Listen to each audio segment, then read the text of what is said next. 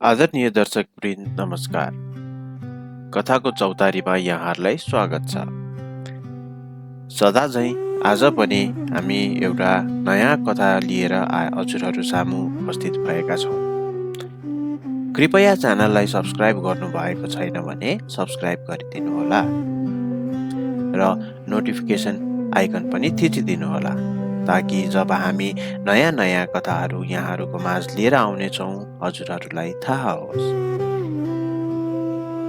आजको कथाको शीर्षक छ सेतो लुगाको विद्रोह, सावित्रीको दोस्रो जीवन।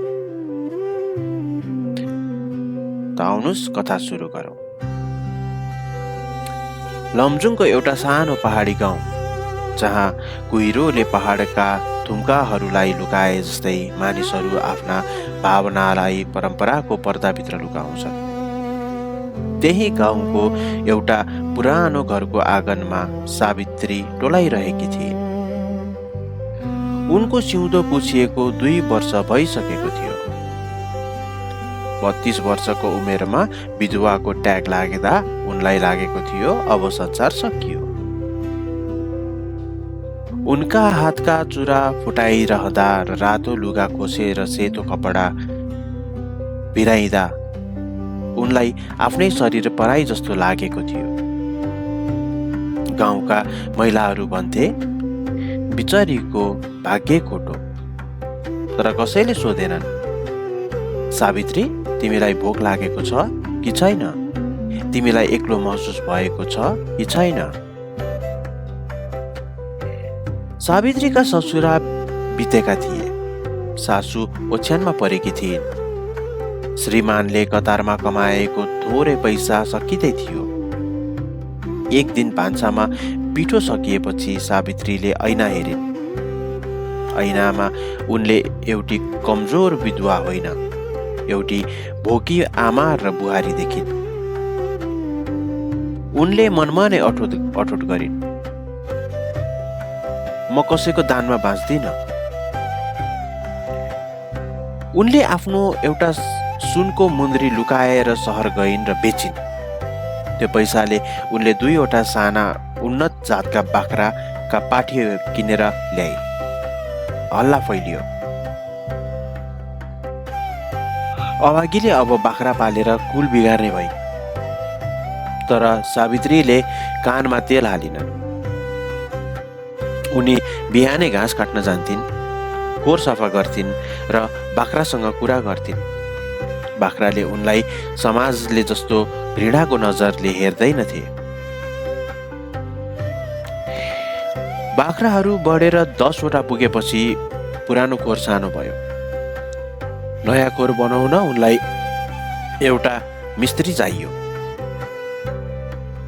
गाउँको तल्लो भेगमा बस्ने काले मानबहादुर एउटा कुशल सिकर्मी थियो। उनी दलित समुदायका थिए, त्यसैले गाउँका मानिसहरू उनलाई काम त लगाउँथे, तर घरभित्र पस्न दिँदैनथे। काले सावित्रीको घरमा काम गर्न आए। उनी निकै कम बोल्थे, तर उनले काममा एउटा इमान्दारिता थियो। एक दिन काम गर्दा गर्दै कालेको हात काटियो। सावित्रीले हतार हतार भित्रबाट बेसार र कपडा लिएर आइन् र उनको हात बाँधिदिए। काले अक्क परे। उनले भने, भाउजू, म सानो जातको मान्छे, तपाईले मलाई छुनुभयो, पाप लाग्ला कि? सावित्रीले शान्त स्वरमा भनिन्, काले दाई, रगत त तपाईको पनि रातै छ, मेरो पनि रातै।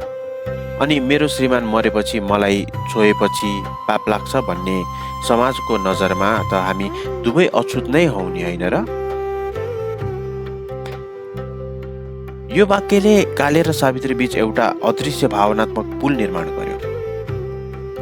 कालेको श्रीमती पनि वर्षौं अघि सुत्केरी व्यथाले बितेकी थिए। 2वटा रित्ता मनहरू बिस्तारै एकअर्काको सहारा बन्न थाले। सावित्रीको बाख्रा फार्म अब एउटा व्यवसाय बनिसकेको थियो। उनले सेतो लुगा त्यागेर हल्का रङ्गीन कुर्ताहरू लगाउन थालेकी थिए। उनको अनुहारमा फेरि चमक आउन थालेको थियो। तर यो चमक गाउँका भलाआदमीहरूलाई बिजाउन थाल्यो। एक रात गाउँको मुखियाका छोराले रक्सीको नसामा सावित्रीको ढोका ढकढक्याउन पुगे। उसले सोच्यो, विधवा त हो, एक्लै छे, जे गरे पनि हुन्छ। तर सावित्रीले हँसिया लिएर उसलाई लखेटिन्।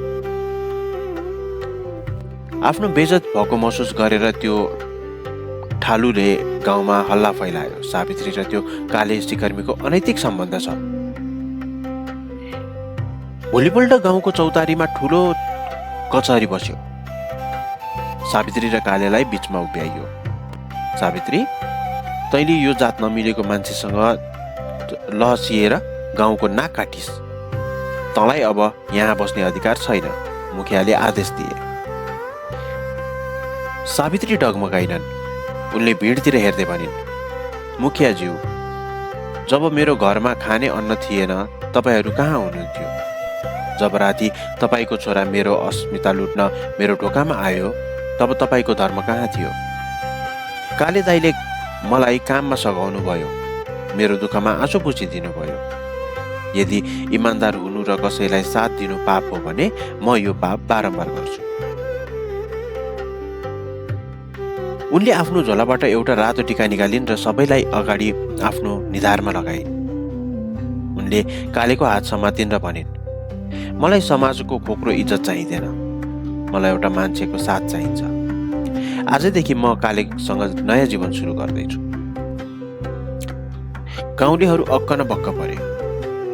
कसैले ढुङ्गा हान्ने आँट गरेनन्, किनकि सावित्रीको आँखामा एउटा यस्तो तेज थियो जसले पाखण्डालाई जलाउन सक्थ्यो।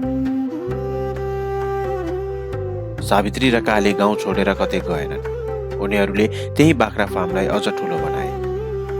बिस्तारै गाउँका अन्य विधवा र उत्पित महिलाहरू पनि सावित्रीको फारममा काम गर्न र सिक्न आउन थाले।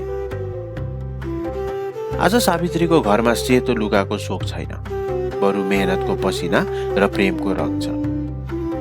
उनले प्रमाणित गरिन् कि दोस्रो जीवन अरूले दिने उपहार होइन, यो त आफैले निर्माण गर्ने एउटा साम्राज्य हो। सावित्रीको यो यात्राले तपाईलाई कस्तो महसुस गरायो? के हाम्रो समाजमा अझै पनि यस्ता अदृश्य साङ्लाहरू जीवित छन् जस्तो लाग्छ? कृपया आफ्नो मत कमेन्ट गरी व्यक्त गरिदिनु होला।